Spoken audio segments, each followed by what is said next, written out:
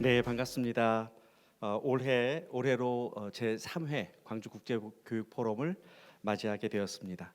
작년보다도 한층 발전된 구성으로 다양한 발표자분들과 또 선생님들께서 토론자로 참여하는 형식으로 패널 토론을 구성을 했습니다. 이제 첫 번째 세션을 시작하도록 하겠습니다. I'd like to start the session 1. The theme of this session 1 is mathematics and science education as the foundations of life. We invited two presenters from Austria and the United States. It's my truly honor to introduce the Dr. Konrad Kreiner from the Austria. And his presentation topic is about the strategies to improve mathematics educations. Please give a big hand to invite his presentations. Okay, thank you.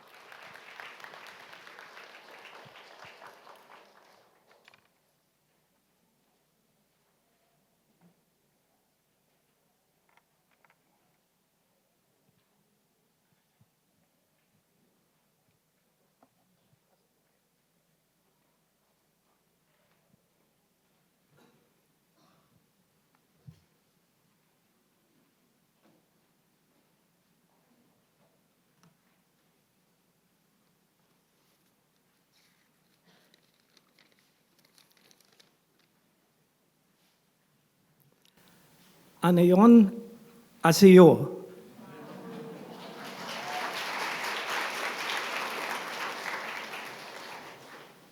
I feel very honored to be here in Gwangju. Congratulations on this international forum. I like the title, Rediscovering the Core of Education. What is the core of education? What is the core of mathematical learning? Here is one example. Children learn to add 3 and 4. First, they do it with their fingers. Then they learn doing it only with their brain. This is for them a sensation, a revolution. Mathematics is a means to become freer. Unfortunately, not only in Austria, pupils sometimes fear mathematics, physics. They do not understand. But understanding is a human right. And this is for me one important core of education. To some extent, drill is important, but at the end, we want creativity, understanding, success. Pupils should regard mathematics as a mighty tool for understanding and handling their life. In Austria, we realized that we have challenges regarding mathematics and science teaching. We tried to improve, knowing that we are not perfect at all, and that nobody will never be perfect. But maybe you can learn from our efforts, and we can learn from your efforts. The challenge and chance is joint learning. Therefore, I will present you some ideas. But attention, things that work in my country might not work in your country, and vice versa. But we can learn. And now I will follow the slides. I would like to present you some strategies to improve mathematics and science education and bring you some insights from Austria. So, what is Austria? Is in the European Union. You see the red country in the middle. It's a very small country, 9 million inhabitants, between Germany in the north and Italy in the south. And as South Korea, we have a rich cultural heritage and we have a lot of natural beauty and so on. So, but this is what ChatGPT writes about Austria. You can read it yourself. But it's very interesting that though we are a very small country, we have produced a lot of Nobel Prize winners and even won field medal. But on the other hand, we had in the 1990s only rarely professors in science education and only a few in mathematics education. And then we always believed we have the best education system of the world, and then the PISA and the TIMSS shock came, and we realized we are not as good as we assumed. I will report you about the analysis of our analysis and some initiatives, in particular IMST. I will explain it later on. I also have to mention that we have relatively few teaching hours for in mathematics and in science, and even in 2003 it was a little bit reduced, and a lot of money of parents goes to private lessons. In the 2010s, like in many other countries, we started generating educational standards, written final examinations, and we restructured teacher education and so on. Now, what is now, if you regard the data with, in TIMSS and in PISA, we are quite good in Europe. So we are, for instance, surpassing Germany in mathematics significantly. But we are, nevertheless, we are falling back regarding Asian top countries. But we have, I think, a rather efficient system with a few hours. We like music, we like arts, we like sports, and we have a lot of non-German speaking students. In Vienna, we have classes with more than 50 up to 90% of pupils not understanding the mother language of the country. And this, of course, is a challenge, a huge challenge for teachers. And given these conditions, it's quite good with our results. And what is new, very new, is for the first time we got more teaching hours, and I will report about that later. And one effect is one STEM subject, an additional subject, in addition to mathematics, biology, chemistry, and so on. Now, the question always is for each country, for each educational system, how to improve. And I will have two parts. In the first part, I will explain you 3 examples on the learning of teachers, the learning of teacher educators, and the learning of researchers. And in the second part, some insights and views from our project IMST, and at the end, some final thoughts. Let's go to the first part. This is the longest example. It's on teachers as joint learners and researchers. I'm talking about a professional development which I led. It was a full 3-day professional development, so the teachers had no teaching in the morning, so they were substituted by others. And it was held at the School of the Teachers. And then, of course, if you do a professional development, you need to have a good start, like a conference needed a good start. It was a really good start here. And the first activity we had where the teachers had to do interviews. Interviews with students, not their own students in their own class, but with students in our other classes. And the task for the students was to create drawings with animals representing mathematics. So which animal stands for mathematics? And then the student should explain why they have chosen this animal and not another animal.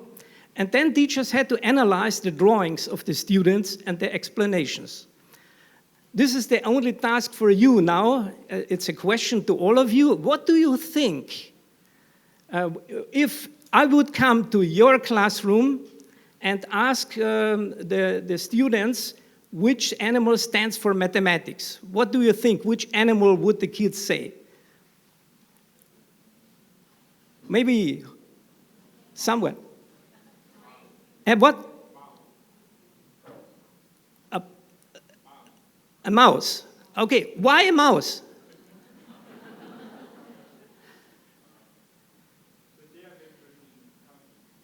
Ah, okay, I see. So, maybe another example.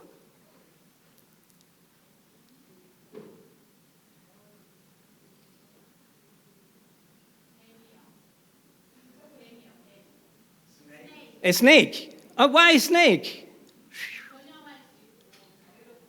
And okay, I see. So thank you. We could do a seminar for a whole day talking about that, but I will present you the results. The results were not the tiny animals like mouse or cat and so on. More the bigger ones and more the dangerous ones. And so the tendency was the older the kids, the more dangerous the animals. So it was a shark, it was a dragon, and so on. So, and yes, of course, this was a little bit astonishing to the teachers, also for us. Then another activity was that the older pupils were allowed to make a drawing, not about animals, just a drawing about mathematics. And one female student, grade 11, she drew the great book of mathematics. She named the title. And the question was, where is the key? And you see, the book is closed. It is sealed and it's closed twice, so it's not easy to access. And the explanation of the kid was, the sealed, locked book is not accessible to everyone. Only with the key it can be opened. But even if the book is open, one doesn't have to understand its context. Either you understand it or you don't. Of course, we don't like this expression, but the student said it. It's reality. To understand the book, you have to read it from cover to cover, from the beginning to the end. It's about linearity of learning, which we also don't like to hear, but this is the result. And now the insights from this professional development intervention. What happened at the seminar with the teachers?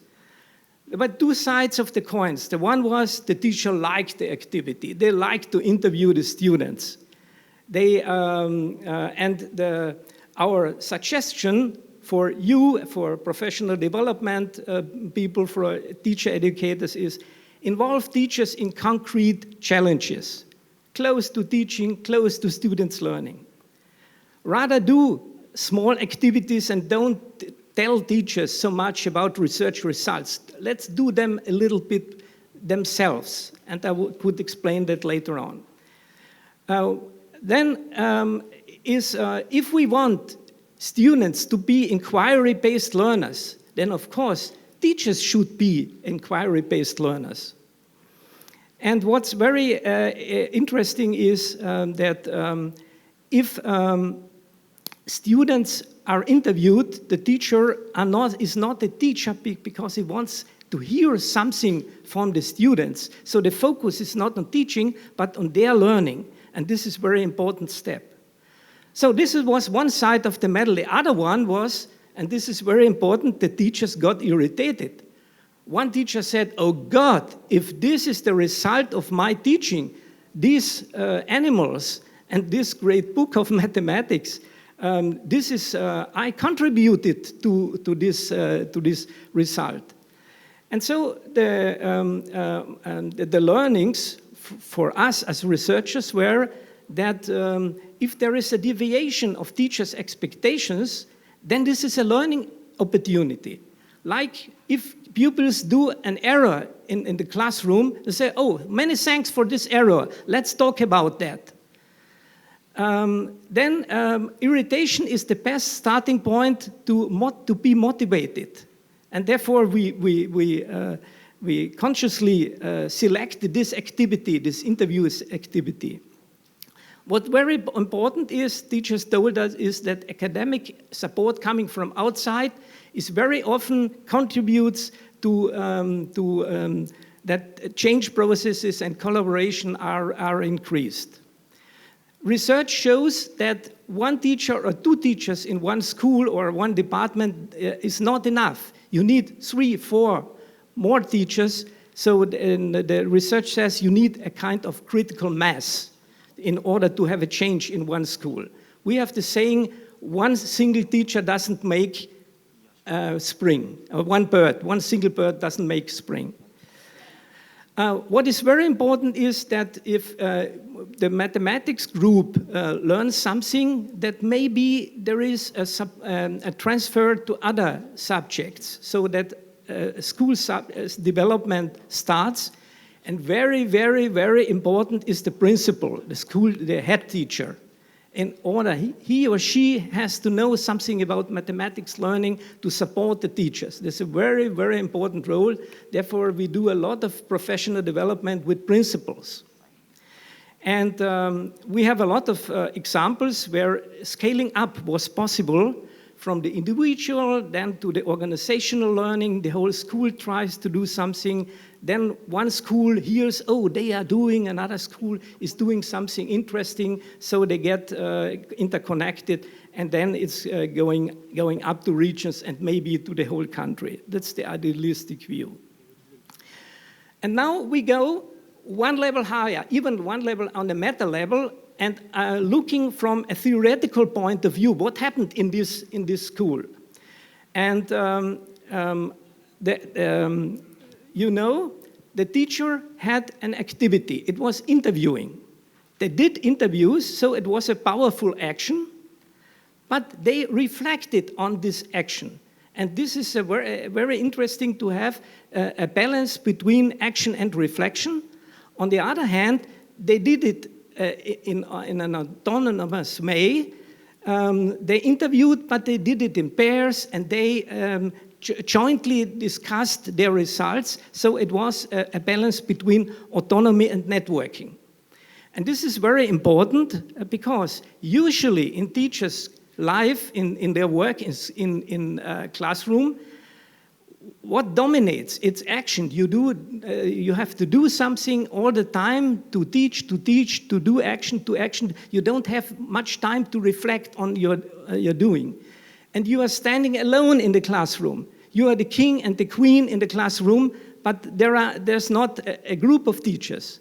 So what we do in professional development is the counterpart to practice, where action and autonomy dominate. So we go to the other quadrant, and we foster reflection and networking. And that's also the way I prepare lessons for students at the university, working with teachers or with schools, always looking for powerful actions, giving time to reflect jointly and also individually. So that's the idea behind that. Now I come to the second example. The first was about learning of teachers. Now this is about the learning of teacher educators, or let's say expert teachers, because many very good teachers often enter the discipline of teacher education.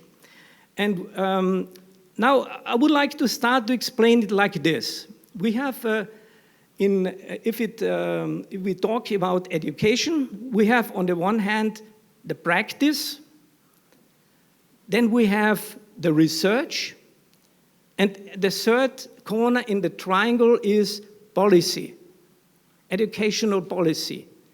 And now you have this triangle, and in a wise country, you have a good interrelationship between practice, research, and education, educational policy. And the idea here was to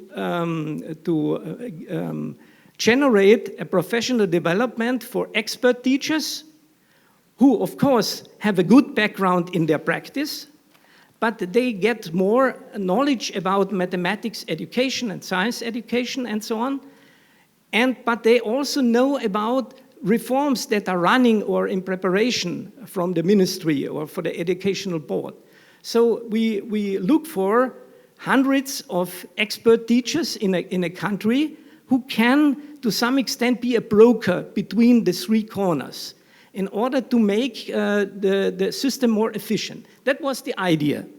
And now we offered the ministry a course, a 2-year university course for teacher educators, and the conversation ended up with, let's do it for mathematics, for science teachers, and for German language teachers. It's a very interesting combination, but it worked very well. And one task I tell you about now is that we formed groups of 3 teacher educators, one from mathematics, one from science, and one from German language education.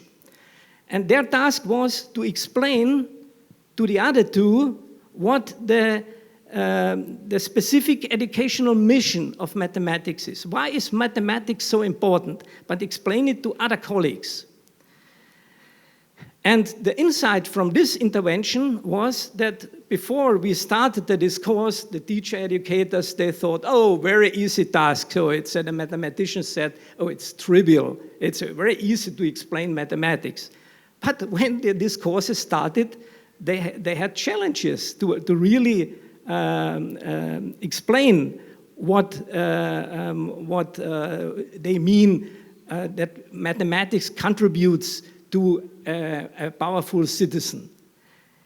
So it was particularly interesting when we looked at the mathematics teacher educators, and they were asked, why do you need so many teaching hours for mathematics?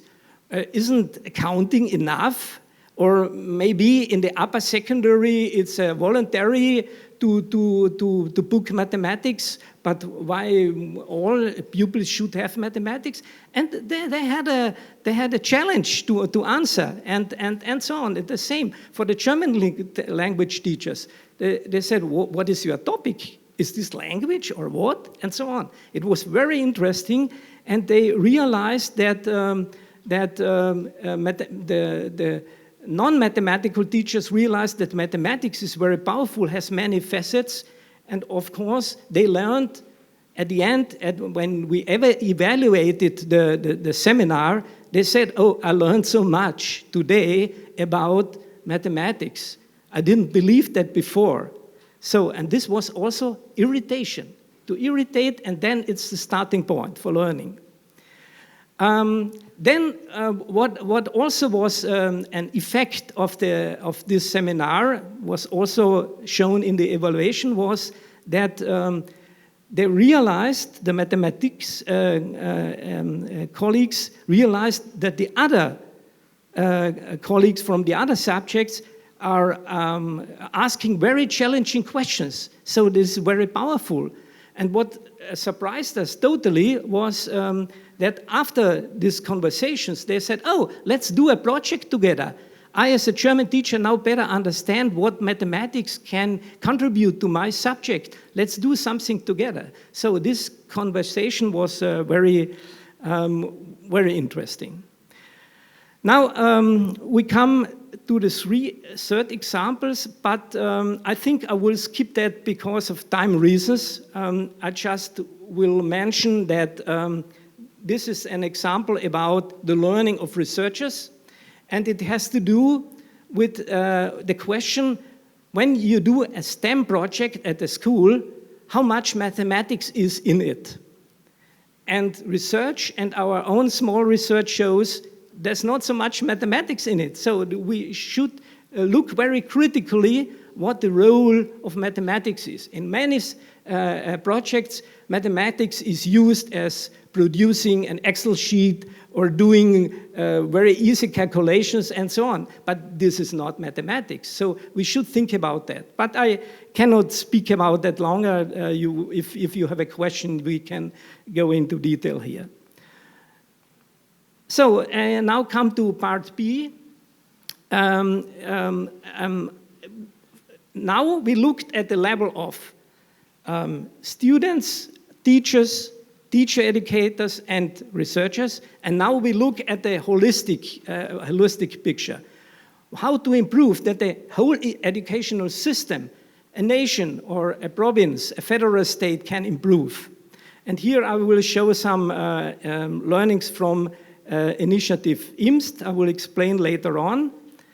And I just mention here that IMST stands for Innovations in Mathematics and Science Teaching. This is the abbreviation.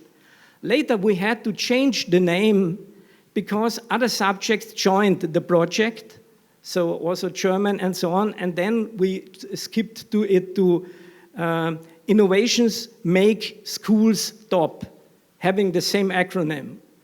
But, so this was a reaction to TIMSS and PISA, and of course some generic reforms also happened. So I mentioned the educational standards, new forms of teacher education, and so on. And now we have 2 additional subjects. Once I mentioned already the new STEM subject for some schools, and a new subject for all pupils at grades 5 to 8, a digital basic education, which is very important nowadays. Now, I would like to show you why we had this shock regarding TIMSS and PISA, and we analyzed that very deeply. First, we looked at the tasks. Which tasks were very difficult for Austrian pupils? It was not the routine tasks. Austria was quite good in routine tasks, but we were more and more poor in regarding higher levels of thinking, and this is not good. We looked at teaching processes. There was one task in the questionnaire in TIMSS where the pupils were asked, how often do you have to do reasoning tasks? And here Austria was last but one in mathematics and in physics. So then we looked at comparing with other countries about the status of the mathematics and science education.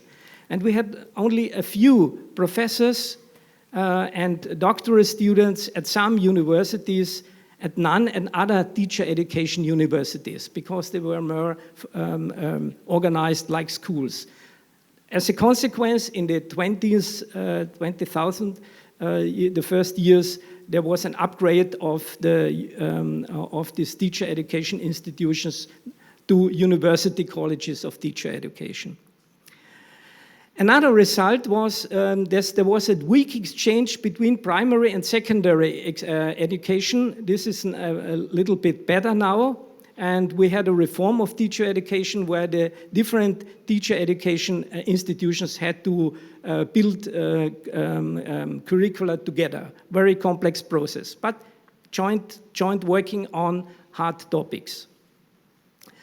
And then we heard from the practice that they get some support, but there is no systematic support for teachers and schools.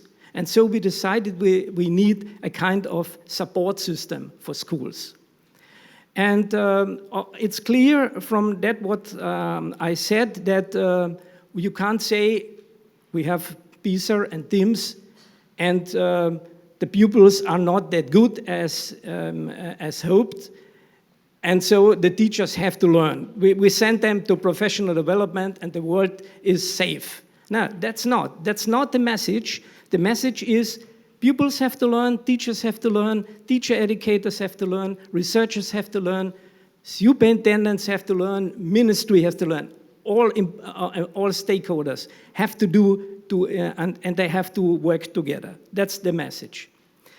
Then the ministry said, okay, was a very good analysis you gave us, but on the other hand, we are a little bit irritated because the results are not, they are very clear, but it cries for a change. So, and then the ministry said, okay, you did the analysis, but now you can do something for improving. And we negotiated, and the end was we should start helping schools to improve in 4 years. And we should also propose a long-term plan till 2020. The project is still running because the ministry thinks, oh, it has some worse, and I'm very happy about that, of course. But here is the idea behind the long-term plan. What were our assumptions, what the system would need? And we presented this to the minister and so on. The first is, not only the teachers need to change, also you need to change and all people in between. Said, okay. Then we said, foster reflection and networking. I showed you this image. We need a learning system. All participants need to learn. Teachers should be seen as inquiry-based learners, not only the pupils.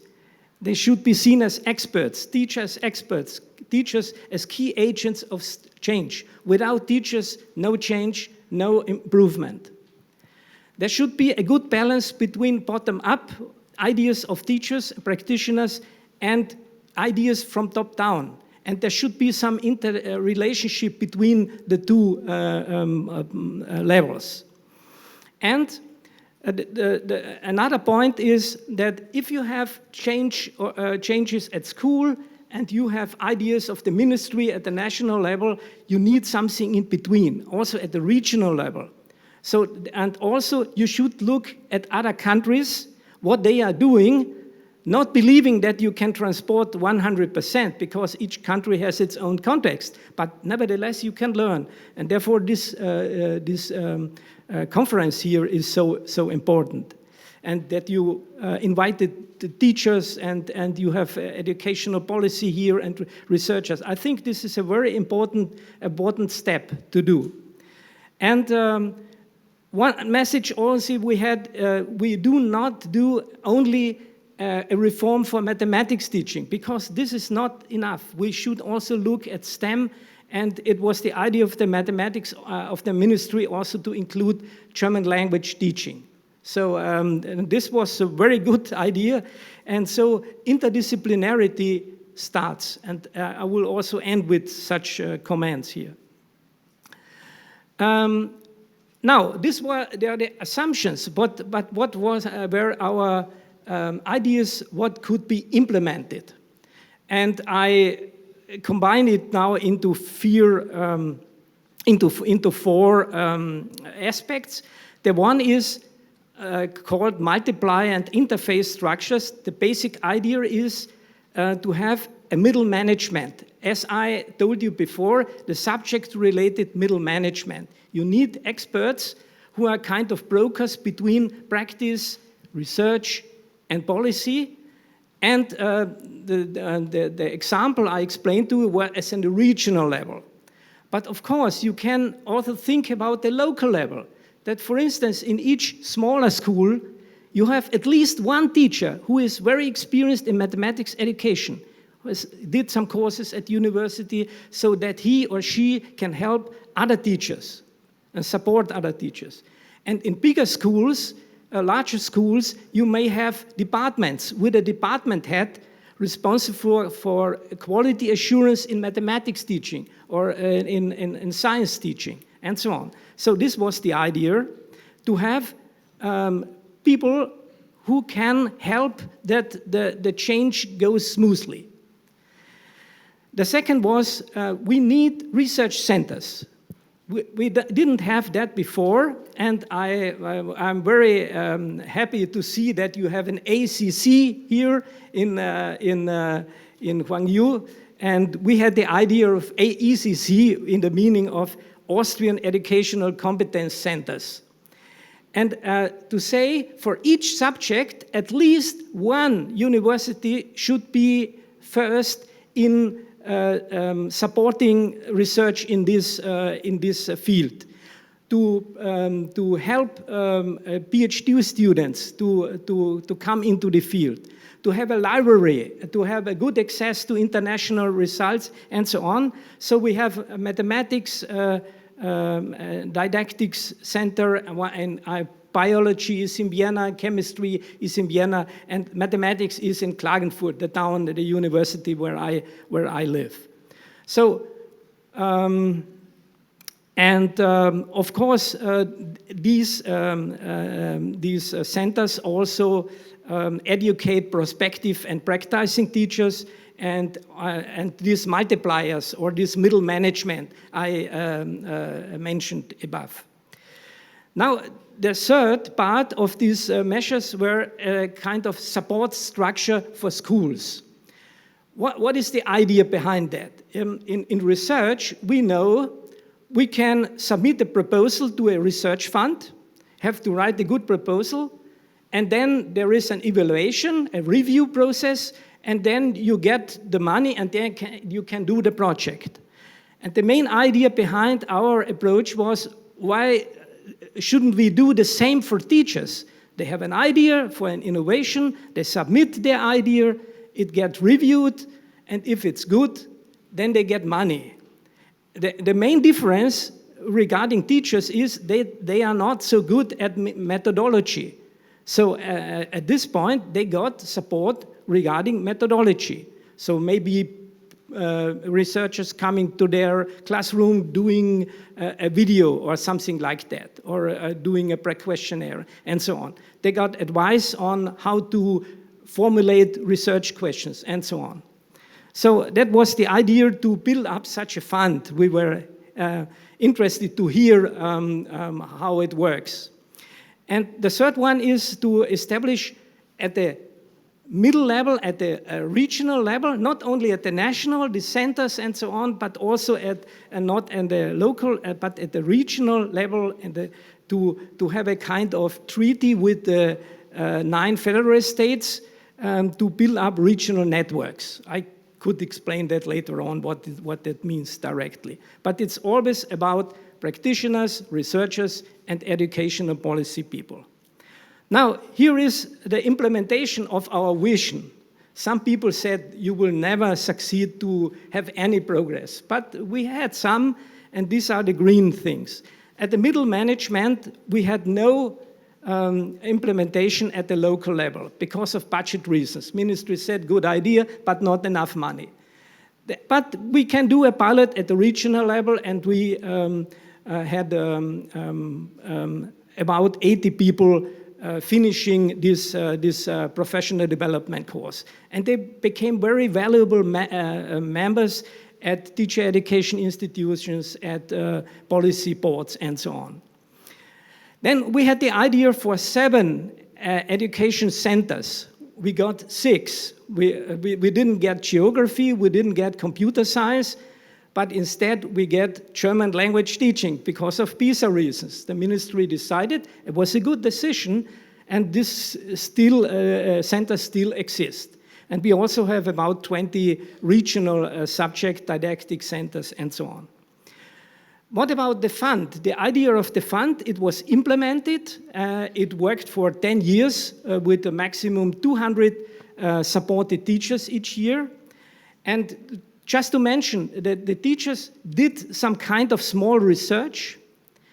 They also write down their experiences. We read it, and it was put on the internet. So we have more than 2,000 written documents of research done by teachers.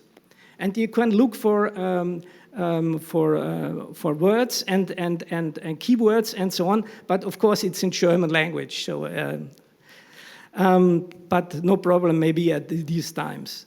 And then we had the idea, yes, we have Austrian educational centers, regional educational centers, why not local, that some schools might get a special status.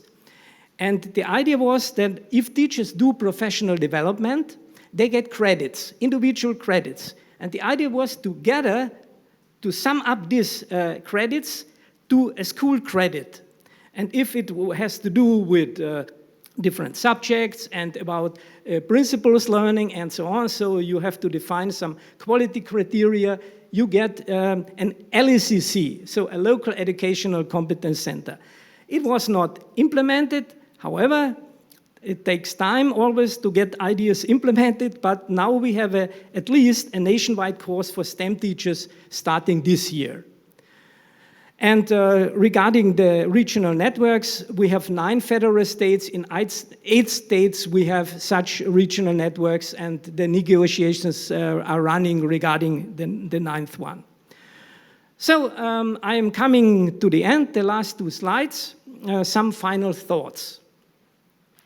How to improve as a question to the educational policy. And I have to mention that 25 years ago, the Austrian ministry showed some courage because it's not so easy to read in the newspaper about the ranking, and then you get by journalists the questions, what are you doing, and so on. And they said, okay, we have analyzed the situation, we have an idea how to collaborate with one university, and we had then a network of universities to collaborate. And now, at beginning, the result was that the investment into practice and research from side of policy was generated a kind of optimism for the teachers. They said often science teachers, mathematics teachers are not so seen in the public, but now we get some support. They are doing something for us. And this was very good, and build up structures and so on. So what do we need when we do such projects? You require interest in the matter, in mathematics and science, that these are important disciplines. You need, of course, competence. You need a lot of willingness and partners to collaborate. Alone, you can't do it alone. There is a lot of people doing it. You should give teachers and teacher educators a certain amount of autonomy. Without autonomy, they don't agree with the project and the goal and so on. You need mutual respect, time, a lot of patience, and also international orientation. Last slide, we look into the future. We are in an era where we deal with new media, with digital learning, with all the challenges of artificial intelligence.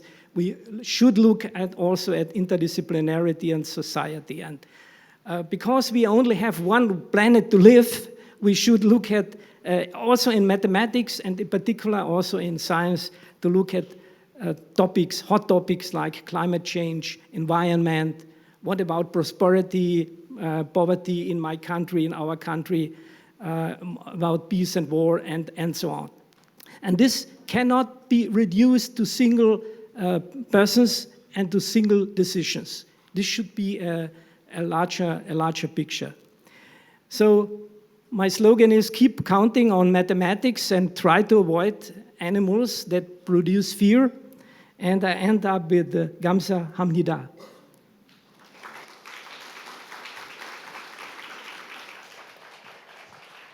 Thank you so much, Dr. Krainer's presentations. And I think among his presentation materials, he mentioned about multi-level measures for the long-term plan with the local level and the regional level and national and international levels. It will give us to the same insight, probably for the future education, particularly in mathematics.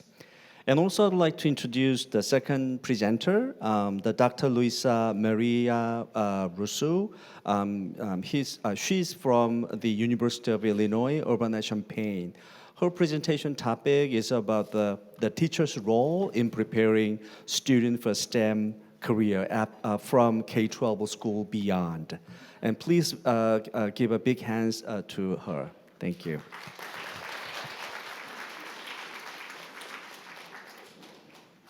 Good afternoon, everyone, and thank you for having me here. My name is Luisa Maria Rosu, and I'm a research faculty member at the University of Illinois. I'm also serve as the director of the Illinois Science, Technology, Engineering, and Mathematics Education Initiative, or ISTEM for short, at the University of Illinois. iSTEM operates under the Office of Provost, and works in close collaboration with the Center for Innovation in Teaching and Learning. I often say that I was raised as a mathematics educator, and that's not just a professional identity. It's a personal story. My mother was a mathematics teacher, and she inspired not only my love for the subject, but also my dedication for teaching. I began my journey as an elementary teacher, then taught middle school, high school, and eventually college-level mathematics.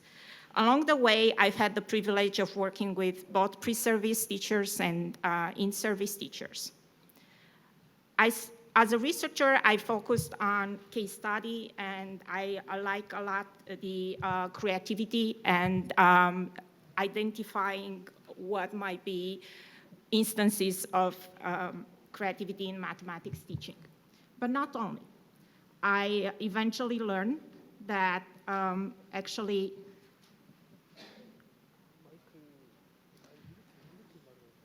as a teacher, you just need to deeply believe in the transformative potential of STEM education. It's not only mathematics, it's mathematics connected with science, with engineering, and biology, or in general, other STEM sciences. So at my core, I am a teacher, and I'll always believe deeply in this transformative potential. And the collaboration and the creativity moments that exist in education. So let me start by telling you a story about a student named Sandra. Sandra was a gifted high school junior with a strong aptitude in STEM. She breezed through tests. She competed in academic contests and was a key member of her school's computer science team. She had that sharp, intuitive sense of how much she needed to study to get some certain grades. And she managed it every time. But there was something more in Sandra's thinking. While others raced to solve problems efficiently, Sandra often offered solutions that were elegant, thoughtful. Sometimes even she called them beautiful solutions, beautiful proofs for mathematics. She didn't just solve problems. She saw patterns, context, and real-world implications.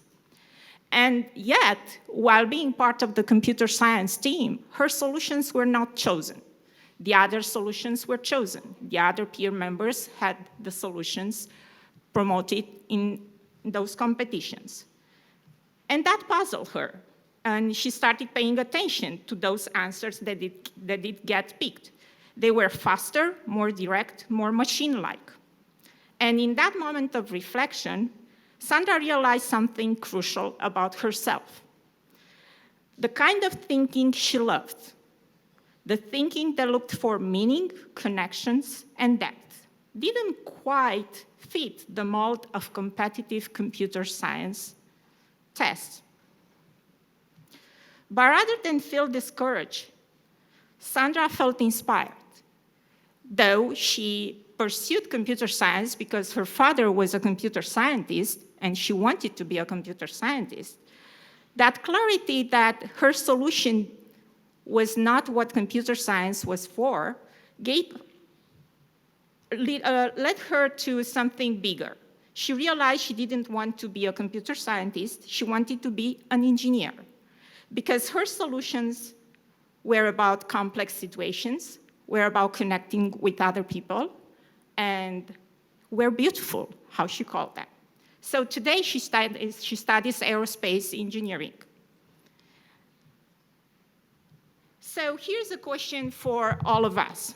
Can we create experiences for students that open the door to high-level, even cutting-edge STEM concepts, not just to build skills, but to help students like Sandra recognize where they belong and who they might become? Maybe you've met a Sandra. Maybe you've taught a student like Sandra. Maybe you were one like Sandra. And it's with this lens that connection between identity, experience, and research in STEM education. That's what I'd like to talk about for you today. So today I'll be sharing how our work at iSTEM explores the development of research identity in STEM education, highlighting how curiosity, creativity, and experiential learning can bridge the gap between academic knowledge, one hand, and real-world practice on the other hand. So Sandra's story is not just about a college major, it's about discovery, and its alignment and purpose. It's about the moment when a student begins to understand not only what they enjoy, but how their way of thinking fit into the larger scientific community. That is the foundation of a research identity. And that brings me to a simple but essential question. What does it mean to be a STEM researcher? When I ask this, I don't mean only the person in a lab coat or someone who's published in peer-reviewed journals. I mean anyone engaged in asking questions, using evidence, making sense of data, and sharing what they learn with others. Take a look at these two quotes. They capture a fundamental difference between science and the illusion of science. A STEM researcher doesn't just speculate or make things up. A researcher builds on data, real data, and that commitment to rigor, transparency, and truth is what distinguishes the work we do from the glossy narratives we see in entertainment or online. So if being a STEM researcher is about working with real data, asking meaningful questions, and contributing to the creation of knowledge, what happens when students begin to see themselves in that role? That's where the idea of research identity comes in. Research identity is more than a skill set. It's a self-perception. It's the sense students build over time that they are capable of inquiry, exploration, and knowledge generation. And this identity doesn't emerge just from reading about science or memorizing content or preparing for tests. It grows from doing science, from engaging in the process, wrestling with uncertainty, and reflecting on what they learn. It's exactly what Sandra did, yes? It's formed when students are given the space to ask their own questions, to think deeply about the answers they find, and to see that their thinking matters. I repeat, their thinking matters, even when the path is messy or the outcome is unexpected. Success in STEM isn't only about knowing the right answer, yes? It's about knowing how to ask the right question and having the confidence to follow that question through. That's the shift from student to researcher, from passive learner to active contributor. Now you might be asking, why does research identity matter for us? Not all of us want to be researchers. Not every student dreams of working in a lab or writing journal articles. So why should we care about developing a research identity in STEM education? But I'd have you to pause and consider that question more closely, especially as STEM educators. Think about any STEM profession: engineering, medicine, data science, environmental planning, cybersecurity. What do all of these have in common? They require professionals who can analyze information, make evidence-based decisions, and navigate complexity. Whether or not someone becomes a researcher in the academic sense, they still have to think like one. And think about why you are here today. You are listening to presentations because you value research. You are seeking insight, strategies, and evidence to inform your teaching. You are asking what works, why, how do we know? This is research identity at work, not in a laboratory, but in your daily practice. And that's exactly the mindset we want our students to experience, not just later in college or in their careers, but now. So I know that I am representing the United States at this forum, but I want to clarify that in the United States, there isn't such a thing like a national initiative or a national program.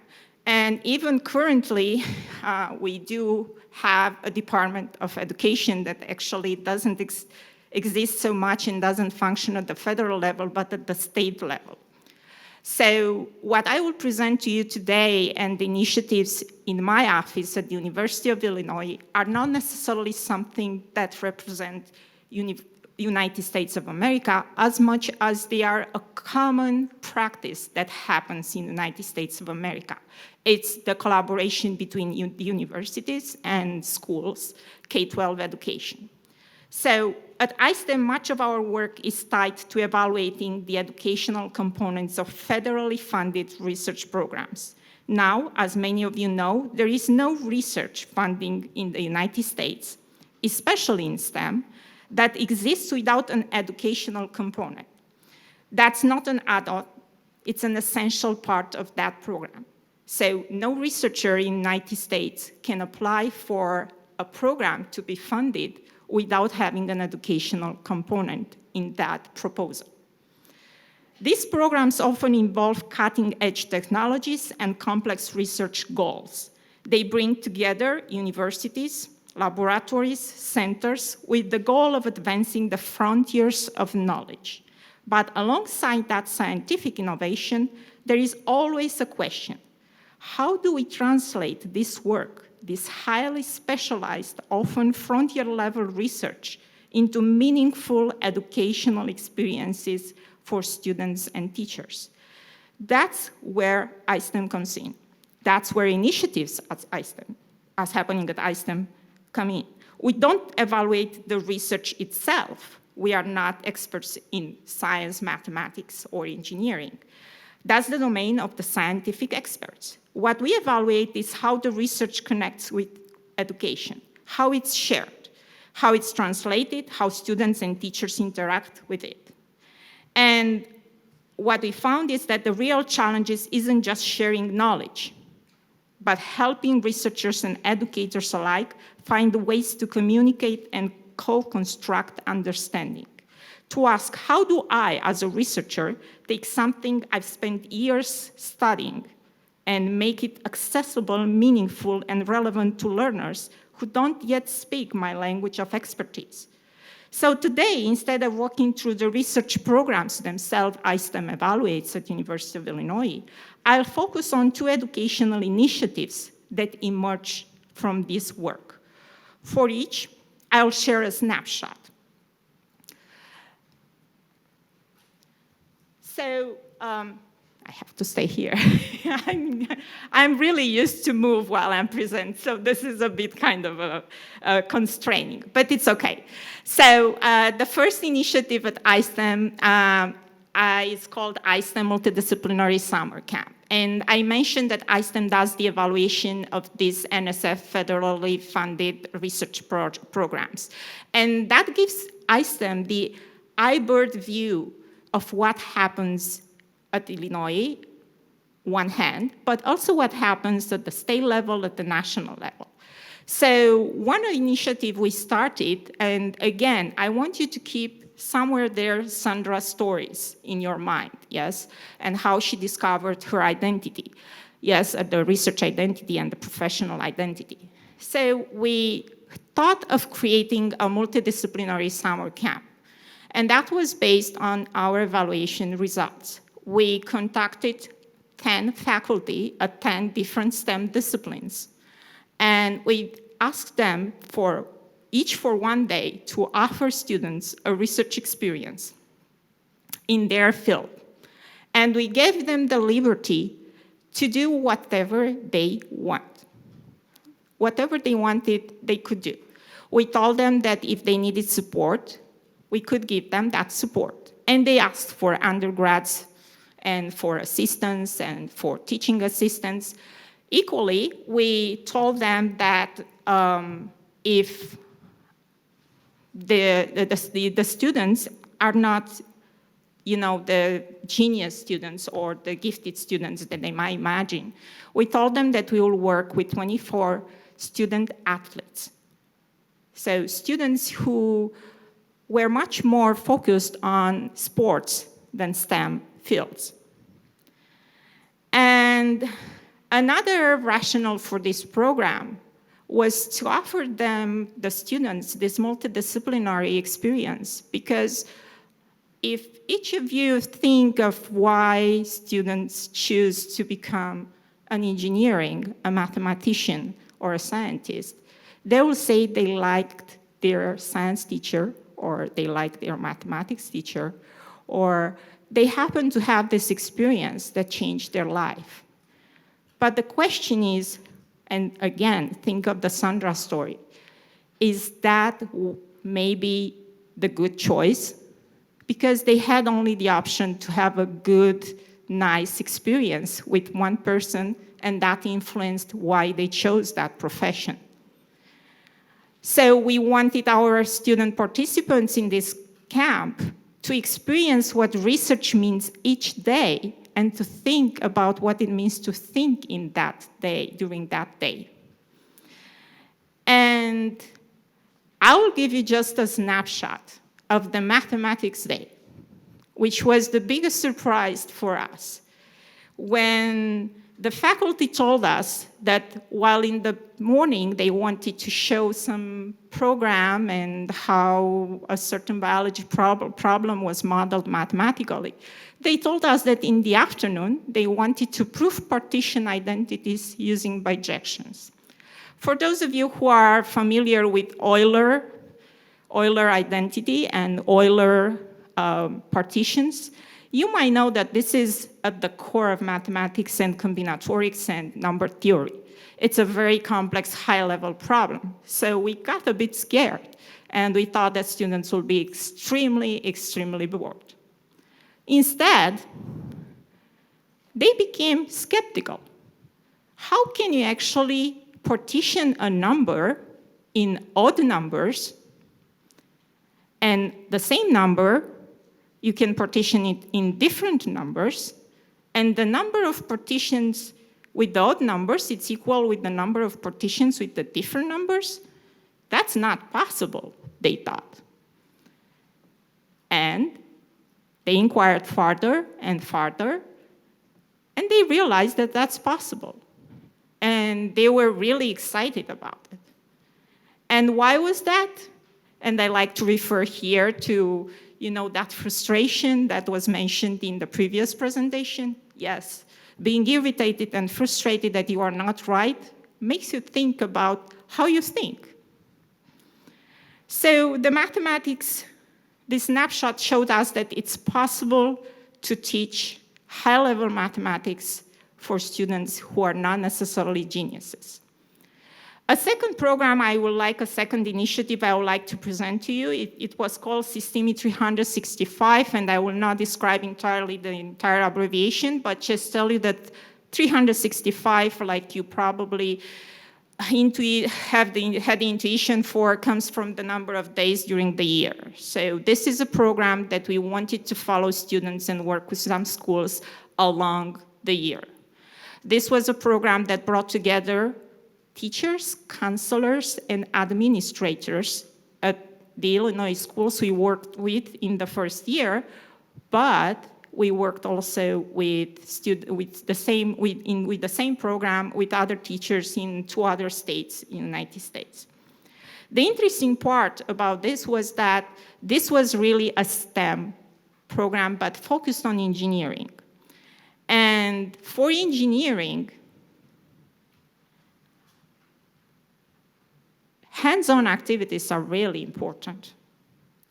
So the very idea that doing soldering, when you talk about circuits boards, it was at the core of, I have to learn how to do this. And teachers learned how to do soldering. And I want to clarify here, soldering doesn't necessarily mean that you just solder. It meant that it was connected with how this creates, the circuits in a computer. So it's the very core of the thing.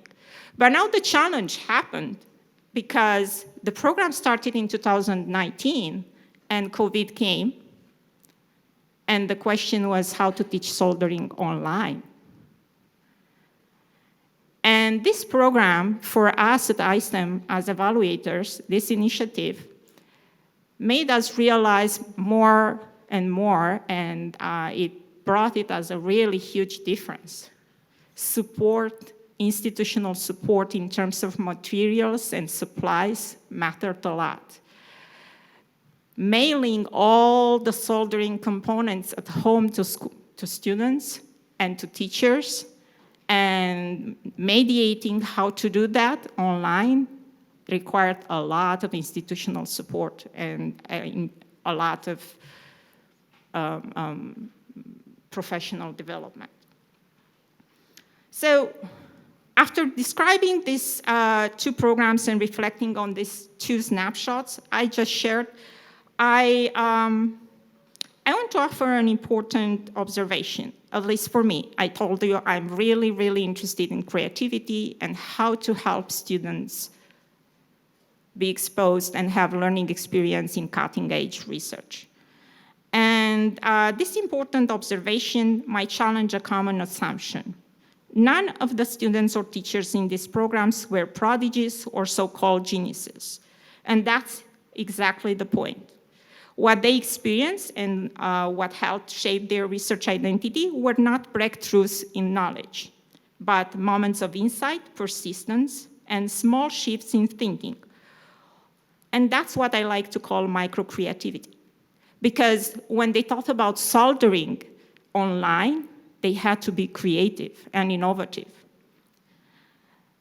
And that's a myth we often carry, that research is something done only by brilliant minds, by people with extraordinary intelligence. But in reality, research grows out of habits of thought, curiosity, and collaboration. Micro-creativity means asking what if and why not. It's trying a new approach, even if it doesn't work. It's building on someone else's idea or slowing down when something feels too obvious and asking what's really going on here. These are small but powerful acts, and they are accessible to every student. Is a call for me? No. And to every student. And here is the good news. These habits can be modeled by teachers. They can be practiced in the classroom, and they can be developed in all students, not just the ones who raise their hands first or score highest in the exams. So the question becomes, how do we as educators create environments where micro-creativity is noticed, nurtured, and valued? These are, if we just look here at the student voices after these experiences, or the teachers' voices, we can conclude that these aren't dramatic declarations, but they represent subtle, meaningful shifts in mindset, shifts that move students from answer getters to idea generators, and teachers from content deliverers to co-inquirers. And so I invite you now as educators to pause and reflect. What does teaching mean in these moments? What does it look like when teaching is, what does it look like when teaching is less about giving answers and more about cultivating questions? When it's about guiding students toward uncertainty and equipping them with the habits and tools to navigate it? And how close is that vision to the present day reality we are all stepping into? Because the truth is, we are already there. This is how teaching is shaping today. Today, students can solve assignments with the help of tools like ChatGPT, and often in seconds. And teachers have access to powerful AI platforms that can plan lessons, generate assessments, and even respond to student work. The landscape of education is shifting rapidly, And what once felt like the future is now very much the present. But that brings us to a deeper and more pressing question. If the content and pedagogy are evolving, and unfortunately for some of us, but I would like you to think as embracing that, they are uncertain. You cannot plan you can use the tools, but not necessarily have the certainty like you used to have when you plan something and you know what to expect as answers from your students. Then what is the constant? What can we rely on to support educators and students through this transformation? So from our work at ISTEM, we've come to see the answer is institutional support, strong, multidimensional, and sustained. Because environments where students explore, take risks, and begin to see themselves as researchers don't happen by accident. They are made possible by systems that nurture inquiry, protect time for deep thinking, and encourage innovations. So as evaluators, we do have these variables when we think about institutional support. We think about access to equipment and materials, curriculum and instructional resources, to professional development specific to STEM, to partnerships and collaboration opportunities, support for innovation and experimentation, to time and data tool support. And under those variables, we have other variables to think about. So while looking back at the two programs and initiatives I presented to you, of course, as an evaluation unit, ISTEM had to think about a support model. And scientifically, we took those questions and we tried to hypothesize. And we started our research as well, yes.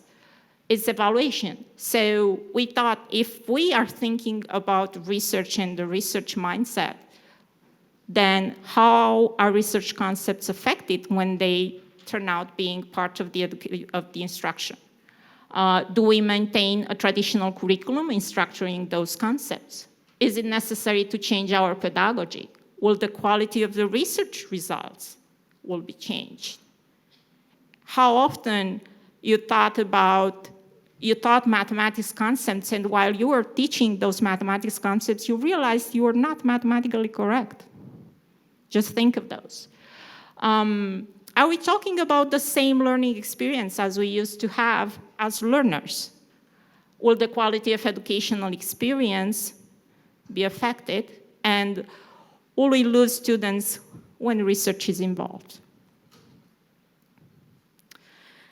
So now, of course, that you had, and these are actually images from the various programs we had. So you can think of this framework I just presented, that central to our evaluation framework is the recognition that translating cutting-edge research into accessible learning experiences is a complex, often under-supported endeavor.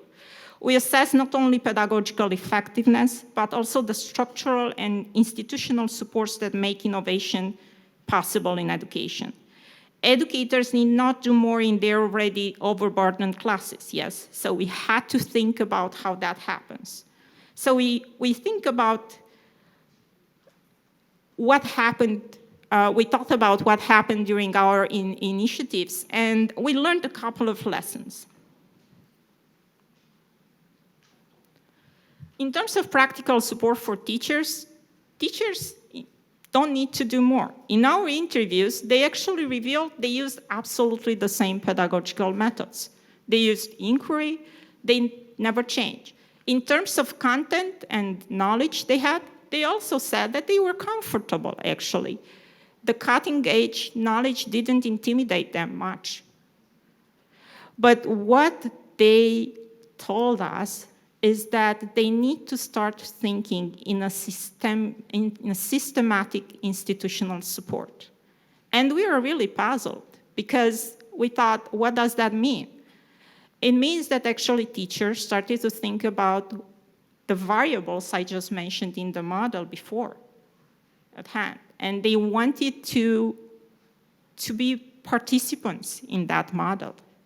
and they wanted to bring their feedback and what is necessary from the field to be supported with. What means practical support for students?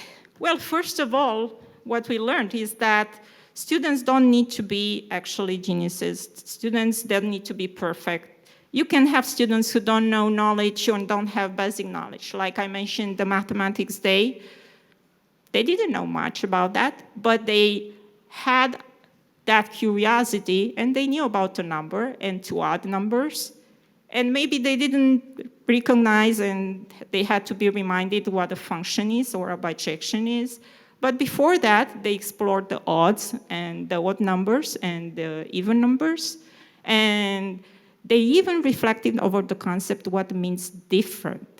Because amazingly, when they tried to partition a number in different numbers, they didn't think about different. It was that realization and frustration that was coming to their idea and started to broaden that thinking that they wanted. Not lastly, school culture and leadership must act as enablers. So it's really, really important at the school level to have that support. And the second initiative I mentioned, where we work on entire year with schools, well, without the administrators and the leadership of the schools, that wouldn't have been possible. More than that, talking and interviewing with both teachers, counselors, administrators, curriculum developers, we realized that actually it's extremely, extremely important. And I like to say that this is exactly what we heard in the previous presentation. A coordination between all these factors is extremely, extremely important.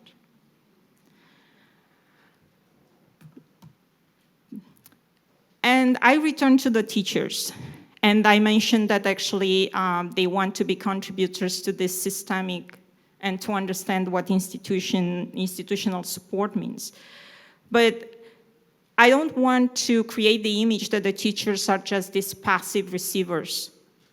Yes, they are agents. They have to think and they have to get that system of what institutional support means, what pedagogical development, what professional development I need, what supply methods I need, how much time I need, when I do need to do that, but also to learn how to ask, learn how to contribute, learn what it means to communicate that to parents, to administration, to teachers, to people from outside their school, and how is that? And having the liberty. In other words, instead of being just passive instrumental actors in the education process, they become active. So I started my presentation talking about how I described to you this connection between the universities and the K-12. And I returned to that point. Why in the United States this is a common practice? It's because institutions in higher education institutions, they have now new students and they have this cutting edge knowledge and they want to transform that in their big classes. And they found out that many students coming in, and probably this is a common observation in many other countries, but they just discovered that students come to these lectures and they just transform in these passive listeners. And that's where the work of higher education stands right now in the United States. We want to transform students into active participants, and that's why we had all these pedagogical transformations.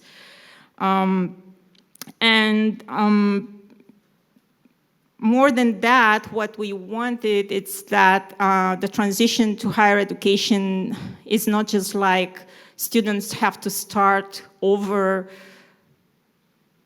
what it means to learn. I'm like the dropout in college always is connected with this identity they form. It's like, I thought I am good at mathematics, and now I started college and I cannot actually pass classes. And more than that, I don't understand what this professor tells me I have to do. And that changed actually in the last years, I would say 20 years in the United States, through a very simple NSF program called REU, Research Experience for Undergraduates. It's amazing how this particular program changed the landscape for graduate studies. Right now, if you want to pursue graduate studies in the United States, actually you have to have some research experience. While 20 years ago, we would think an undergrad is not possible to do research, right now it's a must, especially if you want to pursue a PhD or a master. So as you think about the future of STEM education, a future shaped by AI, complexity, and rapid change, we return to something deeply human, the need for students to see themselves in what they are learning. Again, remember the Sandra stories. To recognize the way they think, to understand how they make sense of the world, and to imagine where they might belong within it. That kind of learning doesn't happen by chance. It happens when we, as educators, leaders, and institutions, create the conditions for it. When we support teachers, not just as content experts, but as facilitators of curiosity. When we give students not just information, but space to explore, struggle, and reflect. So I leave you today with this question. Oops.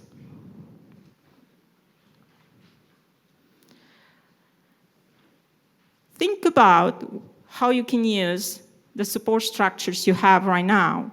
And don't think big. Don't think at the scale. Don't think of something. Don't just think of a small instance. Again, micro-creativity. How you can use these structures to nurture in your students the habits of mind they'll need to thrive as STEM thinkers beyond high schools. And think about how you can create and build that learning experience to have your students think about the way they think and how their way of thinking belong to this society and to these present issues they might want to address. Thank you.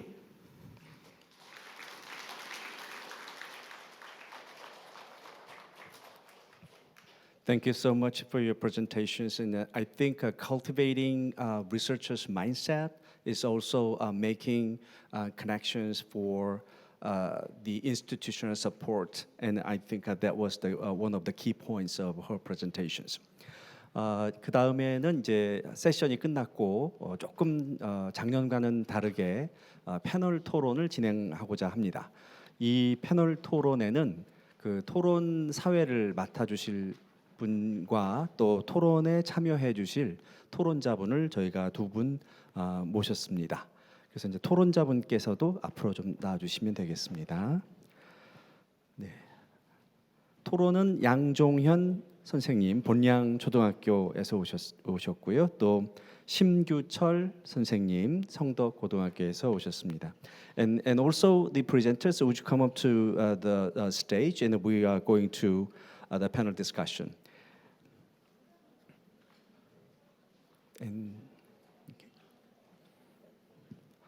아울러 저희가 시작을 할 때 한 10분 정도 늦게 시작이 되어서 전체적으로 그렇게 10분이 조금씩 뒤로 밀린 채로 진행되고 있다는 점 말씀드리겠습니다.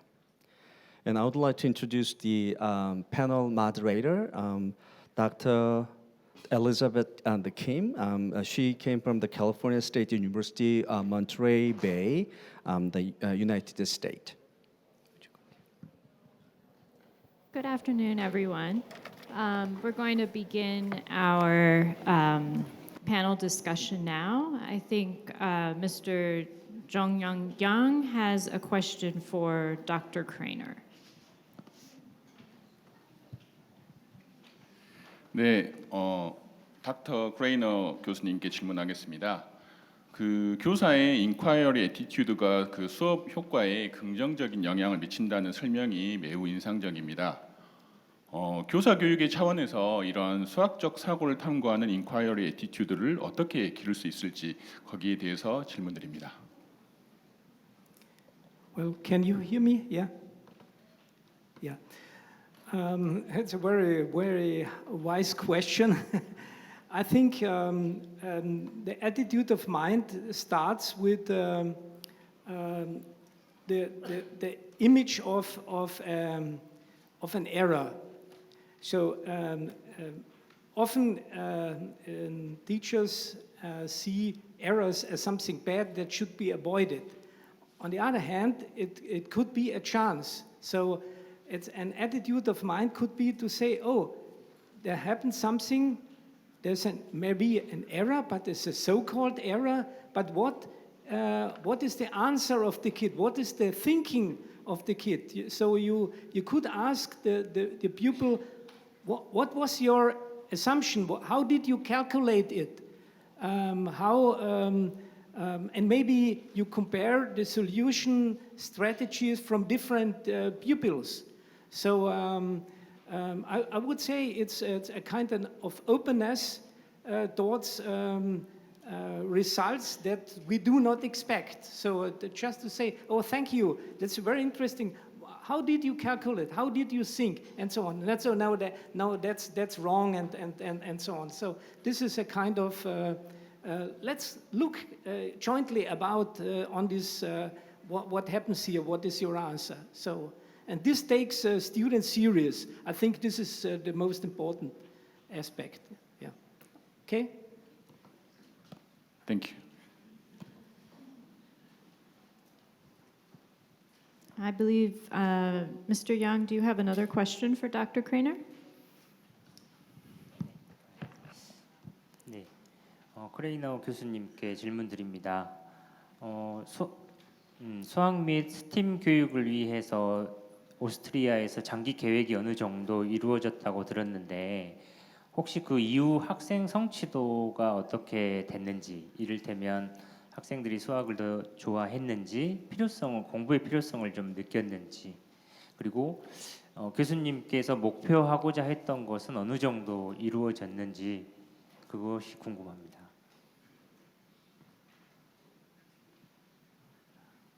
Okay, also a very complex question. I can give maybe answer at three levels. The one is, as I told you in the lecture, that the teachers are doing small research projects and they write down their experiences. And the task for them was to evaluate their teaching, and therefore they also gathered data regarding their research project. And in many cases, not in all, they also looked at student achievement. So they looked, maybe they did a test before they started teaching and did it after, and then they had some results, and in most cases there was some increasing knowledge of students. Other teachers,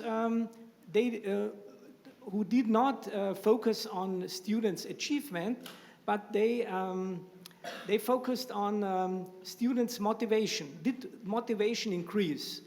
And because they had no chance to test the mathematical knowledge. But research says that motivation increases, there is a high likelihood that also knowledge increases. And to some extent, I have reported about the PISA and the TIMSS results who improved a bit. So this is on a big picture to say that there is some result of this approach. Okay? I think do we now have a question for Dr. Rosu? 네. 발표 내용 중에 저희 고등교육으로의 전환은 처음부터 다시 시작하는 느낌이 아니라 다음 단계로 나아가는 느낌으로 느껴져야 한다라는 교육관이 매우 인상적이었는데 그런데 실제 그렇지 못한 이유 중 동의했던 부분이 고등학교 프로젝트와 대학의 기대치 사이의 연관성 부족이라고 하셨는데 혹시 그 고등학교 프로젝트를 대학의 기대치에 부응하기 위해 서로 어떻게 하고 어떻게 이해하고 노력해야 하는지 그걸 좀 알고 싶습니다. Well, that's definitely a question with an answer for policies and for institutional support. And that's when in the question, the we, actually, it's a larger we than just teachers. It's rather a we involving leadership, administration, and a coordination between higher schools, higher education, and K-12. The most important part, however, and I bring again the experience of the United States. I would like to learn more about what's happening in Korea and particularly here in Gwangju to give you more tailored answer, but I will tell you about the United States and what happens there. In the United States, informal learning is extremely important. And when I say that it's extremely important, I mean that it matters even when a high schooler applies for college. So that application includes, and it's a strong part of that application, how the student is involved, was involved in other, initiatives or what kind of experiences in STEM they had. And actually higher education in the United States make decisions based on that experience. So now think about that. If students wouldn't have those experiences, wouldn't have been offered those experiences, higher education would have nothing to base, their decision to admit or not a student at a particular college. So programs like iSTEM Evaluates are exactly this kind of programs. That's what I told you, that it doesn't matter that you might want to study the next 4D cell in biology as a researcher. When you apply for funding at the state or the federal level, you must have two big components, education and knowledge transfer.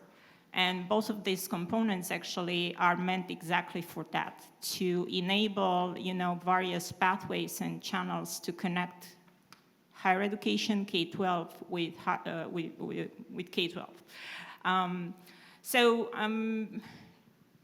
Yes, think about how you can build this informal knowledge, informal learning programs. This is probably one of my advice the most. But again, it's up to the context. So I have to learn a bit more about the context here, and hopefully tomorrow I will learn more. And I will offer a more tailored answer to that. Thank you. Mr. Yang, did you have a question for Dr. Rosu? 네, 로스 교수님께 질문을 드립니다. 저도 그 연구 정체성을 형성하는 것이 중요하다고 생각을 합니다. 근데 이러한 연구 정체성이 우리 학생들의 그 미래 진로와 관련해서 항상 그 수학이라고 하는 영역으로만 연관되지는 않는 것 같습니다. 이러한 연구 정체성이 우리 학생들의 미래의 진로와 관련해서 어떤 도움이 될 수 있을지, 미래 진로에 미치는 영향을 조금 설명해 주시면 감사하겠습니다.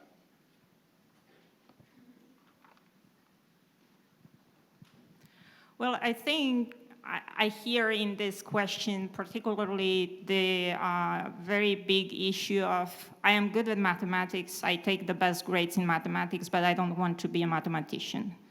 So, and that's probably what the question led to, yes. So because it's exactly what is missing there is the mathematician identity, the way of thinking as a mathematician, but not only that.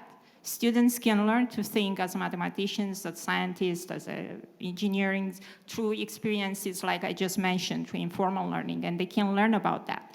What matters, however, is to see if that's the way of thinking they enjoy and they see themselves belonging to a certain professional community. So that's where actually it matters. This question has several facets. One answer is just the one I gave through the research identity.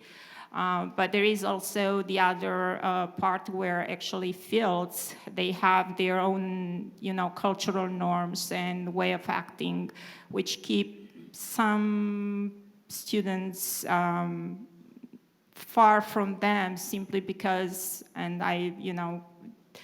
the way they want to interact, it just doesn't resonate with that particular student. And that doesn't mean the way of thinking. You might have, a girl who really sees herself as, doing mathematics and enjoying the mathematical thinking, but feels very uncomfortable working with other mathematicians, male community, and very, very challenged by that, and refuses to continue being a mathematician. So again, this is a question with many dimensions in terms of answering, but the big one, I think, is that not the teacher to identify the way of thinking, but the student to identify the way of thinking that enjoys and to see themselves where they belong. Thank you. Mr. Shim, do you have other questions for our scholars today?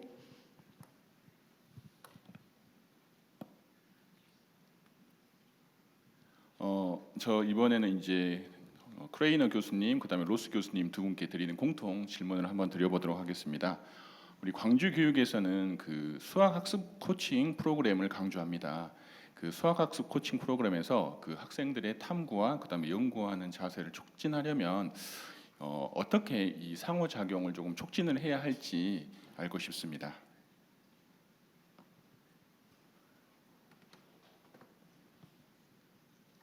So I think it's a very good starting point to have a coaching. And I think you mean that students are coached individually, or is this the idea? 아니요, 그 이 학습 코칭은 이제 교사가 학생들을 코칭해주는 프로그램을 말하고 있습니다. Okay, I see. Okay, 네. okay. And this is done by university people in professional development for teachers. Is this right? 지금 학생들을 대상으로 지금 초등학교, 중학교, 고등학교 학생들을 대상으로 운영이 되고 있는 프로그램입니다.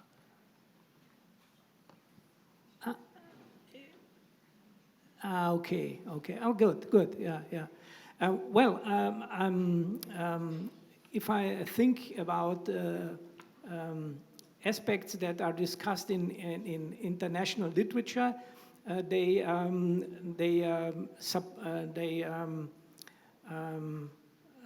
propose following things. For instance, the one is the thinking about what is a task and what makes a task a powerful task.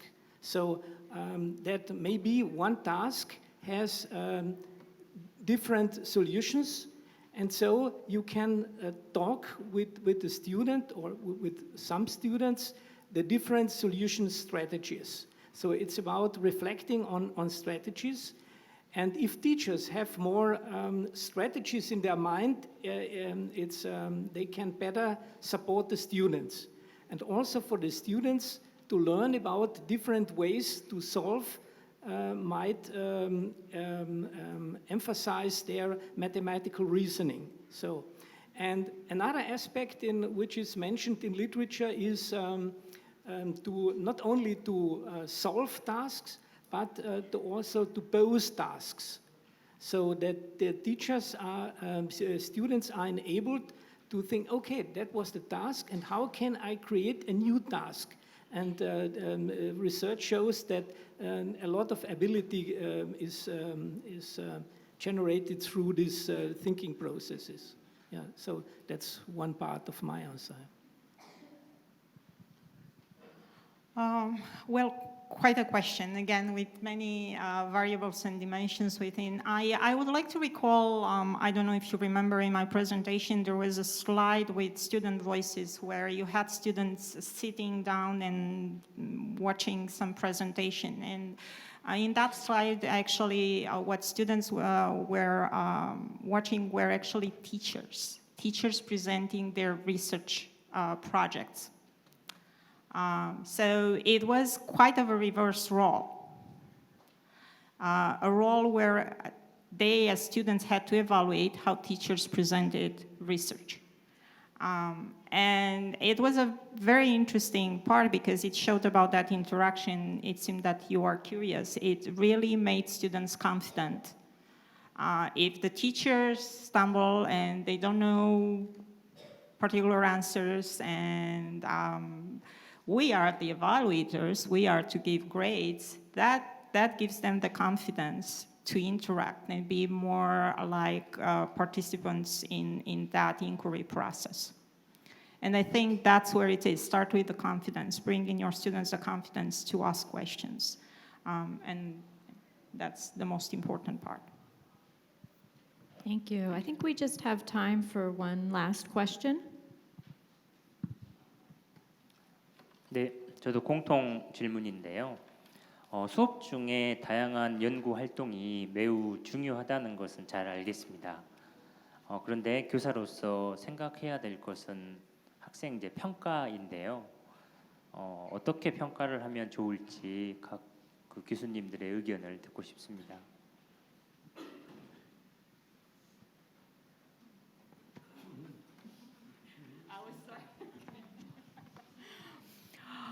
Well, yes. How can you assess students when they have to pass tests? And we preach for inquiry learning and inquiry teaching. It's a really, let's call it right now, old conundrum, but nevertheless a conundrum we have to solve. How we are going to assess our students? Personally, I am still a believer that tests give us some glimpse in the core knowledge and the common knowledge that actually the basic skills that students must have to build their understanding. But at the same time, I also am a firm believer that the assessment must include dimensions and components that relate to what students want from their life. And that, it's true, is related to mathematics and science. Again, I refer to the way of thinking. How can we assess that? How can we talk and engage in assessment practices that bring that out?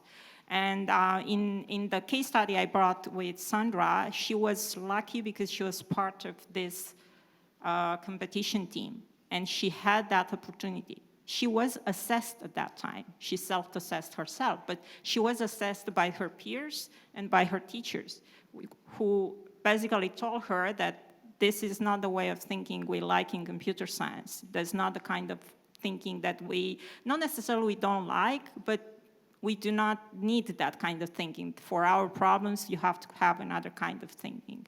So think about building these kind of experiences where this happens and where you can build this up, and it really makes students reflect of how they think.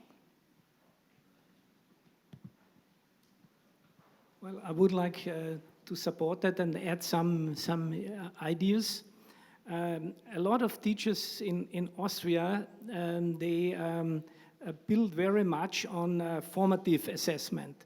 So during the process where every idea is honored, students are motivated to write down their reflections like in a diary, and to read about their progress. Some teachers even use a method like portfolio, where they do small projects, and at the end of the year they present what they did as a little small kind of research. So I think this also they show what students can do, and this has a kind of positive flavor. I would like to add to this what you said, which I underline very much. So, yeah. Thank you so much. I think that concludes our discussion for session 1. Okay, thank you. 맞습니다. Well, just in case as a moderator, Dr. Kim, would you like any comments in terms of the educational policy? Because there are many mention about that, the importance of how we can apply the educational policies. So I study education policy in the United States, and I work in an educational leadership program where I train teachers to become future administrators. So principals, assistant principals, some work at the county and the district level as well. So one of the things that I was interested in that came out of both of your presentations is the importance of leadership, particularly in supporting STEM research and STEM learning, and sort of that issue of institutional support and collaboration between research, policy, and practice. I don't know if we have time for a question, but I was kind of interested to hear more about what can we teach in our educational leadership preparation programs that might foster some of that, the importance of leadership in STEM.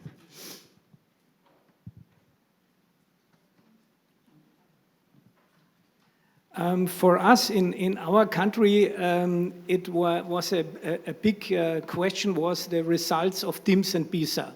And now the teachers were very irritated by the results because they thought they are doing a very good job. And now they had a very big interest in to learn more about what is a TIMSS task, what is a PISA task, and what is the difference between, and there are huge differences. And so they were very interested in a part of a program to understand what is the difference between the two tasks and what is the usual tasks teachers in their teaching use. So, and to understand what is the theoretical perspective of the two tests and Austria's teaching. This was a very important issue, and we had to modify partially our program to fulfill the needs of the teachers. So, Thank you so much. Well, I will say, and that would be marvelous if it were to be implemented, especially in the United States, is basically a better collaboration between, the pre-service teachers programs and these classes. In the one program initiative I just showed, the System 365, the collaboration between counselors, administration, and teachers proved to be a really good, collaboration and teamwork. And starting that with the education of the administrator from the very beginning and having those experiences as part of their classes, clinical experience, that would be marvelous. Thank you for that. 자, 그럼 이것으로서 두 번째 세션을 마치도록 하겠습니다. 저희가 10분 약간 미뤄진 상태이기 때문에요. 14분에 바로 두 번째 세션 시작하도록 하겠습니다. 예, 고맙습니다. 수고하셨습니다. Thank you, Paul. Okay.